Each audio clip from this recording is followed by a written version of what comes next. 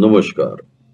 मैं ओम Saraogi media hub के कार्यक्रम ना काहू से दोस्ती ना काहू से बैर में आप सभी का स्वागत है। आज का विषय हम लेकर आए हैं मध्य प्रदेश विद्युत विभाग। मध्य प्रदेश विद्युत विभाग को कैसे ठग रही हैं ठेकेदार कंपनी। कोरोना संक्रमण के चलते बेरोजगार हुए लोगों को जहां देश व प्रदेशों की सरकारें सुरक्षित रोजगार मुहैया कराने हेतु 24 घंटे दो चार हुई जा रही हैं, वहीं कटनी जिला में मध्य प्रदेश पूर्व क्षेत्र विद्युत वितरण कंपनी लिमिटेड की ठेकेदार company prime one work force private limited Bhopal अपने कर्मचारियों को कार्यमुक्त करने की धौंस देकर उनका शोषण तो कर ही रही है, साथ ही साथ उनसे अन्य मदों के काम लेकर विद्युत कंपनी की आंखों में भी सरेआम धूल झोंक रही है। ठेकेदार कंपनी के इस दुस्साहसी कृत्य में विद्युत वितरण कंपनी कटनी के सक्षम उच्चाधिकारी किस हद तक शामिल हैं, यह कहा नहीं जा सकता। मध्य प्रदेश पूर्व क्षेत्र विद्युत वितरण कंपनी लिमिटेड कटनी के अधीक्षण यंत्री मिस्टर खटीक से दूरभाष पर हुई हमारी चर्चा के अनुसार कटनी जिले में विद्युत वितरण के 57 उपकेंद्र स्थापित हैं, जिनमें ठेकेदार कंपनी द्वारा प्रत्येक उपकेंद्र में 3 ऑपरेटर एवं 1 हेल्पर तथा लाइन मेंटेनेंस हेतु 90 कर्मचारियों की अलग से नियुक्ति की गई है। इस तरह ठेकेदार कंपनी द्वारा कुल 318 कर्मचारियों की नियुक्ति कर उन्हें अपने अपने कार्य क्षेत्र में पदस्थ भी किया गया है। गौरतलब है कि गत वर्ष 2019 में 70 मीटर वाचकों को विद्युत वितरण कंपनी द्वारा किन्हीं कारणों से कार्यमुक्त कर बाहर का रास्ता दिखा दिया गया था। अब उनकी जगह मीटर वाचकों का कार्य भी इसी प्राइम वन वर्कफोर्स ठेकेदार कंपनी के उपकेंद्रों में पदस्थ 228 कर्मचारियों में से 89 कर्मचारियों से ग्रामीण क्षेत्रों में तथा 32 कर्मचारियों से शहरी क्षेत्र में मीटर वाचकों का काम लिया जा रहा है। इस तरह उपकेंद्रों में पदस्थ 228 कर्मचारियों में 121 कर्मचारियों से यदि मीटर वाचकों का कार्य लिया जा रहा है तो उपकेंद्रों में पदस्थ कर्मचारियों की शेष संख्या 107 रह जाती है।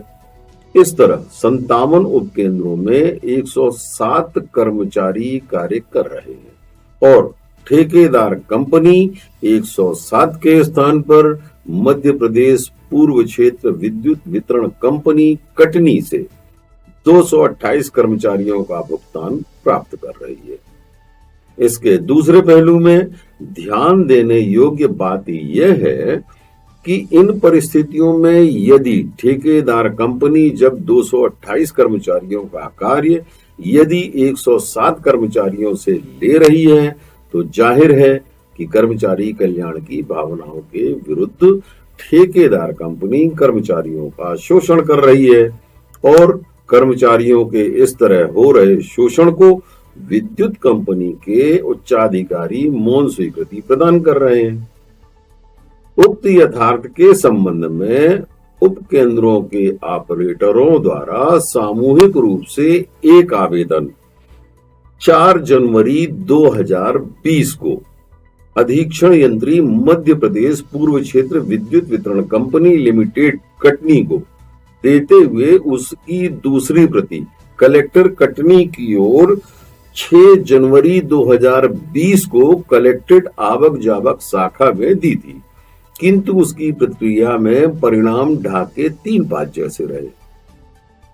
इस तरह की शून्य प्रक्रिया से स्पष्ट है कि देश व प्रदेश तथा स्थानीय स्तर तक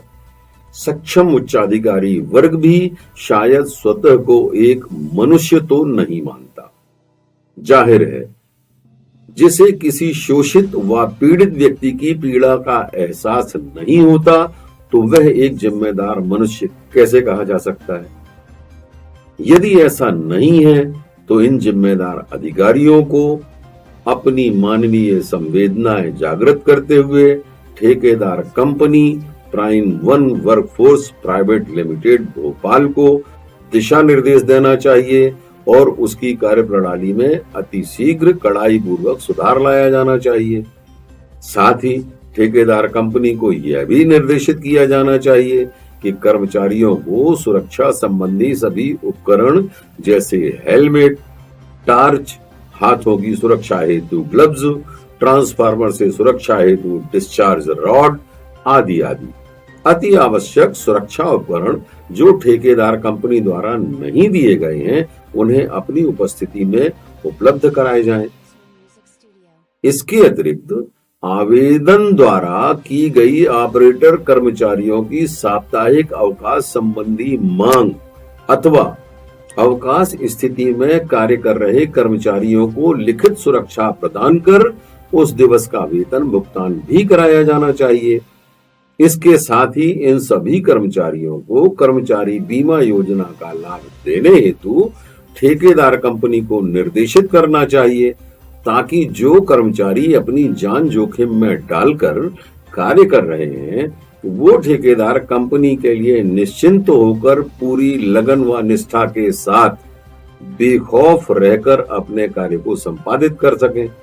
अतः उच्चाधिकारियों से मानवीय संवेदनाओं के साथ कर्मचारियों के हितों में कार्रवाई अपेक्षित है। एक खास बात यह है कि इस कार्रवाई की प्रक्रिया में सक्षम प्रशासन से यह भी ध्यान रखने की अपेक्षा है कि इसके तहत ठेकेदार कंपनी के कर्मचारियों का रोजगार सुरक्षित भी रहे, उनमें से कोई बेरोजगार न हो सके। अंत में यह कहना अनुचित न होगा कि सरकारी उपक्रमों में जन भागीदारी की आड़ में किस तरह और किस हद तक मनमानी तथा तानाशाही पूर्ण कार्यप्रणाली के चलते भ्रष्टाचार कितनी चरम सीमा तक पहुंच सकता है, ये आपके सामने स्पष्ट है। इसका अनुमान लगाना हम आप पर आगे छोड़ते हैं और यह छोड़कर आज हम यही विराम लेते हैं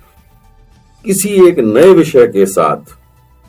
अपने कार्यक्रम ना काहू से दोस्ती ना काहू से बैर के साथ आपके सामने हम फिर हाजिर होंगे। तब तक के लिए नमस्कार, जय हिंद।